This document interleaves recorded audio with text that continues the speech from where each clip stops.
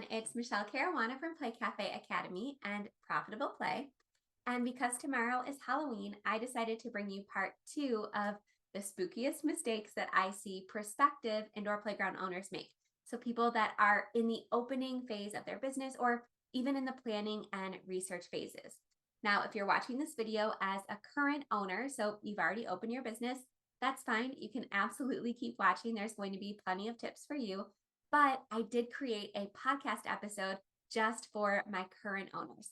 So if you haven't subscribed to my Profitable Play podcast yet, I'm going to link it in the video description. But I created a version of this concept, so the spooky mistakes that I see current indoor playground owners making. So after you watch this video, go listen to that podcast episode because it's going to be a lot more relevant to where you are in your business journey. But without further ado, again, we're going to dive into the spookiest mistakes that I see prospective indoor playground owners make.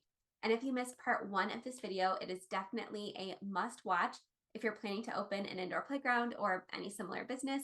I will also link that in the video description. And if you haven't subscribed to my Play Cafe Academy channel yet, go ahead and do so and make sure you click on the bell so you never miss a video whenever I post a new one. All right, so spooky mistake number 1 is relying too heavily on open play. And I did talk about this in my podcast episode for current owners, but I wanted to talk about it here as well because so many indoor playground owners that are getting ready to launch, when I look at their business plans or when I speak with them on a consulting call or when I see them post in Playmaker Society, I see that they're accounting for like 30 to 50% of their revenue to come from open play passes. And this is a recipe for disaster. And I swear to you, every single business thinks, well, my area is different. My business is going to be different. You know, I have this plan and I'm telling you, I've been doing this for many, many, many years. I made the same mistake myself and I've seen many others make it. It's almost like, I don't know if you guys are on TikTok, but one of my favorite trends right now is where people talk about their canon events. So basically something that had to happen in order for them to become who they are today or to get to where they are today, right? An event that you can't interfere with because it's just something that they had to go through. I swear relying too heavily on open play is like a canon event for indoor playground owners. Everyone thinks they're going to be the exception, and turns out they almost never are. Now, of course, there are a couple exceptions. Like, for example, if you're in an extremely touristy area, I'm talking like, you know, Midtown Manhattan or right outside of Disney. And, you know, if it rains, people need an indoor play option or something like that. I'm talking foot traffic, a lot of exposure. It's easy for people to just pop in and pop out. So if you are planning on having more than, let's say, 15% of your revenue come from open play passes, I am very, very nervous for your business's sustainability because if there is any seasonality in your area, and in 99% of areas, there is going to be a slow open play season, and you don't have a way to mitigate or remove that seasonality from your business, like offering drop-off summer camps or something similar. Again, this is a really fickle revenue stream to rely on for any more than 15% of your revenue. And what a lot of people see is they'll open, and for the first couple months, everything's going great. Everyone's excited in their area. Everyone wants to check out the brand new thing. And then all of a sudden, like 3 and 4 months in, open play completely drops off. Everyone's already checked it out. They're moved on to the next thing, right? And they don't have a backup plan. They didn't have the foresight to figure out, okay, what's my next step? After the excitement and the hype dies down, how am I going to get people coming back and coming back and coming back? And again, that's why I have so many videos on the importance of relying on other revenue streams and making open play passes just a small part of your business. Like, for example, relying on packs of classes or open play memberships. So that's recurring revenue, or higher ticket items like birthday parties. So I'm going to link to my videos where I talk way more about why you shouldn't rely on open play because, again, I don't want to beat a dead horse here. I've talked about this a million times. I've seen it a million times. I've helped so many owners through this process and kind of rethinking their business model. So again, I'm going to link to some of my favorite videos about why you should focus on recurring revenue like memberships or higher ticket items like packs of passes or parties or things like that instead of open play. Because again, if there's seasonality, if the economy goes through a decline or anything like that, open play is the first thing to literally completely fall off the edge of a cliff. And I'm not exaggerating. I've seen people's open play drop 90% in a single month due to no fault of their own. That's just the way their area is. So again, that is a very spooky mistake that I hate to see new indoor playground owners make. All right, the second spooky mistake is planning to work too much themselves. So let's say for the first year, they're planning to not have any employees. So when they're creating their business plan, they don't account for enough when it comes to payroll. And they're really underestimating their costs there. And they're kind of assuming, well, I'm going to be able to work at my business forever, right? That's my dream. That's what I want to do. And again, this is another mistake that I made. Now, I did have a payroll cost factored into my business plan, but I also expected myself to be able to pick up a big chunk of that work. However, a couple months into opening, I got pregnant with my second child, and that pregnancy was nothing like the first. It was very difficult. I was way more tired. I was also dealing with a very difficult to raise toddler. No offense to my now 9-year-old son, Benjamin, but it was a tough time. And I had a very difficult birth. My son was born with special needs, required almost daily doctor's appointments, and I had to completely remove myself from my business. And luckily, we figured out some really creative ways to make extra revenue to make up for the amount that I was no longer able to work. But unfortunately, many people aren't able to ever do that. And when they do decide, hey, I want to remove myself from my business, I want to travel more, I want to spend more time with my family, I want to work less, they don't have a way to make more money to offset the cost that the additional employees that they're going to need to hire will have on their business. So, what I like to tell people is to overestimate your payroll costs when you're going into the business. It's always better to overestimate your costs than underestimate your costs. And I like to advise people to look at their business through through the lens of many different scenarios. So, what does it look like if you work 5 hours a week? What's that going to cost you? And how is that going to affect your owner's compensation? What if you work 10 hours a week? What about 20 hours a week? And make sure that if you do need to remove yourself completely from the business for whatever reason, whether it's due to health reasons, whether your spouse all of a sudden gets a new job and you need to move, whether all of a sudden you need to be a caregiver to an aging parent or one of your children, you truly never know what's coming around the corner. And I hate to be morbid like that, but it is so true. And again, I've seen this play out many times. So always overestimate the amount of hours that you're going to have employees working at your facility. And that doesn't even get into the conversation, which is really a larger conversation we need to have, which is you're not going to be able to be creative, to innovate, to find new ways to make money, to work on your business if you're constantly working in your business, if you're cleaning the bathrooms, if you're constantly, mopping the floor, checking customers out. Those aren't the tasks that you're going to benefit most in your business, right? You want to be the one being, again, creative and thinking of new ideas and coming up with new classes and things like that. And trust me, you are not going to be able to do that. Your revenue is always going to be restricted and you will never be able to reach your full potential as a business or as a business owner if you're working in the business too much yourself and not on your business. And again, I also talked about that in my podcast episode, but I just had to reiterate it here. All right, the third spooky mistake that I want to get to is planning to get too much outside funding when going into the business. And this kind of goes in hand with another point that I wanted to mention that I didn't break out into a separate mistake, but I wanted to mention it here as well. I see a lot of people either expect to get too much outside funding or not planning to get enough funding. And both of these can absolutely cripple a business. A lot of people expect to get 100% of their funding from crowdsourcing, from banks, from investors. And I'm telling you right now, that is just not realistic. There might be some, urban legend cases where someone was able to, walk into a coffee shop or, come across an angel investor and they just wanted to see their community get a play space and they gifted them all of this money. But I'm telling you, that is so far few and in between from what I actually see happen in the real world.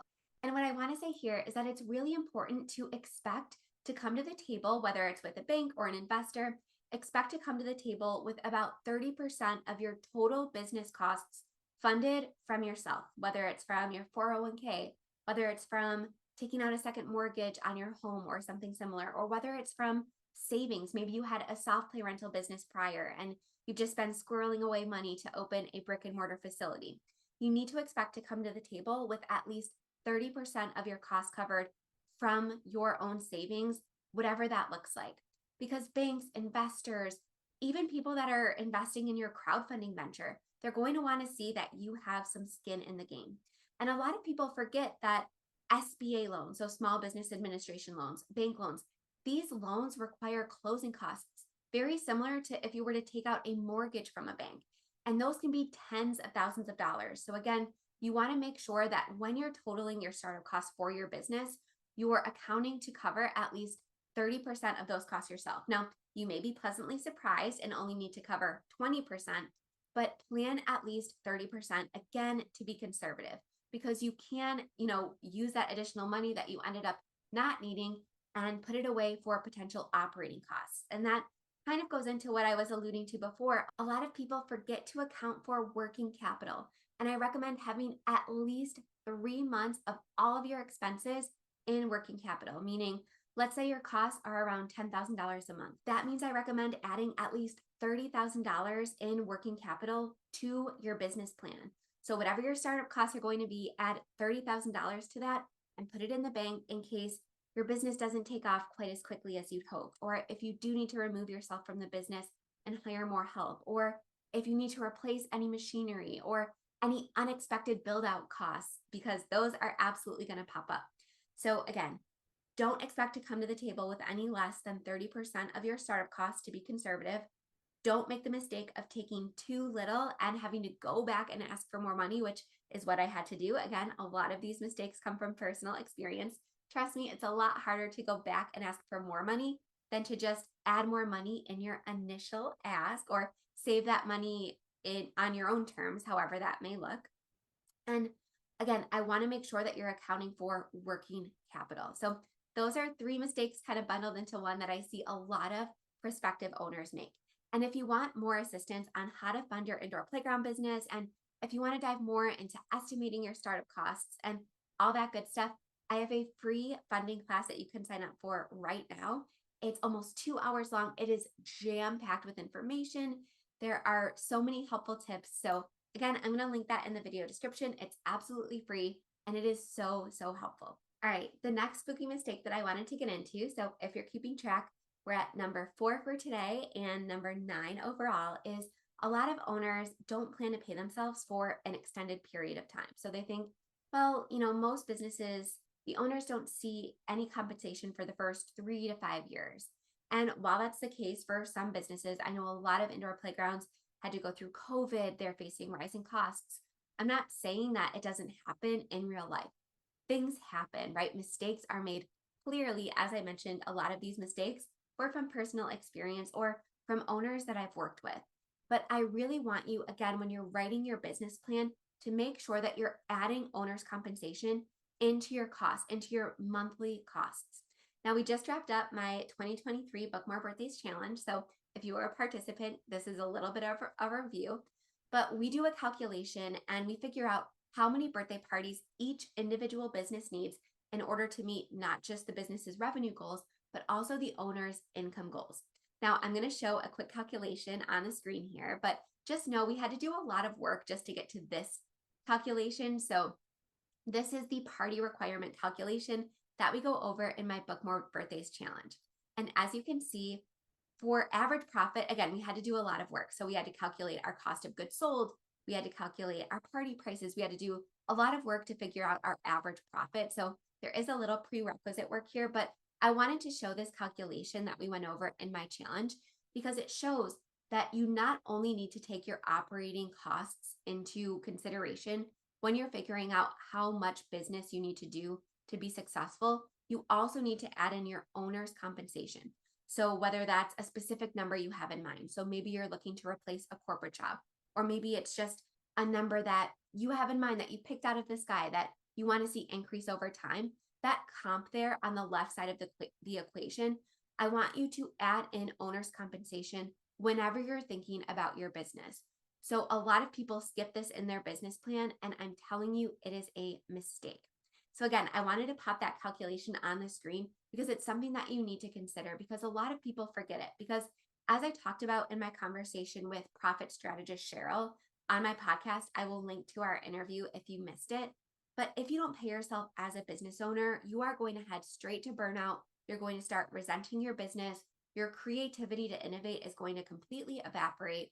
And again, I want to see your business serve your family and your community and not the other way around. If it turns into an expensive hobby, again, that is going to help no one, including your customers, if you have to shut down due to burnout or because your business is draining you financially or physically or emotionally.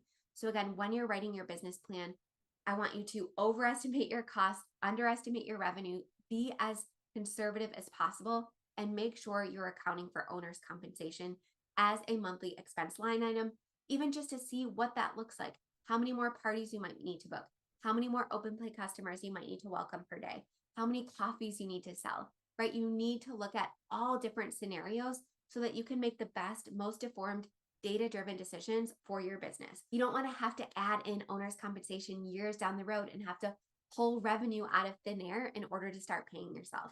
That's not realistic. That's not going to happen. So it's something that you need to at least plan for from day one. And if you're not able to pay yourself due to reinvesting in your business or due to payroll being a little bit higher because you want to make sure that you're getting all the kinks worked out, you want to make sure everyone's getting trained properly. That happens, right? It happens where owners aren't able to pay themselves for the first couple months. But I want you to at least plan for it and work it into your pricing and all that good stuff. And that brings us to the fifth spooky mistake that I wanted to talk about today. And that is, again, I talked about this a little in my podcast, but relying too much on social media or having a field of dreams mentality, meaning a lot of indoor playground owners, when they're gearing up for opening day, they forget the pre-marketing, the pre-launch process. And they kind of have this thought like, oh, if I build it, they will come. If I post on Instagram a couple times, the followers are just going to come. Or I'm going to go viral because everyone's so excited to see this play space. That is just not realistic and it is just not sustainable. So I actually have a video planned for next week about pre-opening marketing strategy and exactly what steps I like to see owners take to build their audience, and not just their social media audience, but build their email list, get more website traffic so that you are optimized for search engines, so that when somebody types in play place in Buffalo, New York, or party venue in Buffalo, New York, you pop up from day one and you don't have to see months and months of business in order to get those same results. So again, relying too much on social media is a huge mistake. I'm sure you've heard this a million times, but that is building your business on rented land. Just this past week, one of my Playmaker Society members had her Facebook page completely disappear. It wasn't in violation. Facebook didn't notify her it was going to be deactivated. It's not even in her business manager account, which it should be, even if it was taken down due to a policy violation. It just completely disappeared. And unfortunately, Meta or Facebook is not great in terms of support unless you pay for their verified Meta checkmark and things like that for $14.99 a month or whatever. They're not going to respond to you. They don't provide great assistance. So again, her entire business, her entire following just went away overnight. And luckily she has an email list, but if she didn't have any other way to get in touch with her customers, her Halloween weekend, her Halloween sales would be completely gone. She wouldn't be able to communicate about Black Friday or Cyber Monday sales. So again, I like to see people not just focus on their social media accounts pre-opening, but also building that email list, something that you own. Because if all of a sudden your email service provider has a glitch or something like that, you own those subscribers. You can download that list of customers and re-upload it to any new email service provider at any time. It's a lot less risky, and that is a business asset that you can carry with you, again, to any platform. So when I see an owner only focusing on social media pre-opening, it's a big red flag that their marketing strategy is just not going to be sustainable. So yes, focus on social media, but also focus on high quality photography. Hire a photographer, hire a videographer, hire a branding strategist to come up with a set of graphics that you can edit. Really invest in a professional website designer. And if you want to save a lot of money on a professional web designer, we have a team full of web designers that only do indoor playground websites. So you're going to save a ton of money from a normal web designer because, again, this is our niche. This is what we love to do. We only work with indoor playground owners. We know the exact needs of the business, all that good stuff. But again, whether it's us or not, invest in a professional web designer. Work on search engine optimization, work on your actual website copy. So the words you use to sell your business, make sure that they are what Google wants to see in your area. Make sure that you are, again, building your email list. Make sure you have other factors in mind when it comes to marketing. So again, watch for that video next week about pre-opening marketing strategy and exactly what steps you should be taking before you open to make sure you're hitting the ground running. Do not have that mentality that if you build it, they will come. Because yeah, as I mentioned earlier in the video, it might be good for a couple months, but the excitement will die down and you will need a long-term holistic strategy for your marketing, for your business to last long-term. All right, I hope you enjoyed part 2 of the spookiest mistakes that I see prospective indoor playground owners make. Again, I linked part 1 to this video. In the video description, I link to my podcast. I link to all my additional courses and resources. And if you haven't subscribed to this channel yet, make sure you do so. And if you have a suggestion for a follow-up video or any topic or question that you'd like me to cover on this channel, please feel free to comment below. I love hearing your suggestions. All right, have a very spooky, happy Halloween, Playmakers. I will see you soon.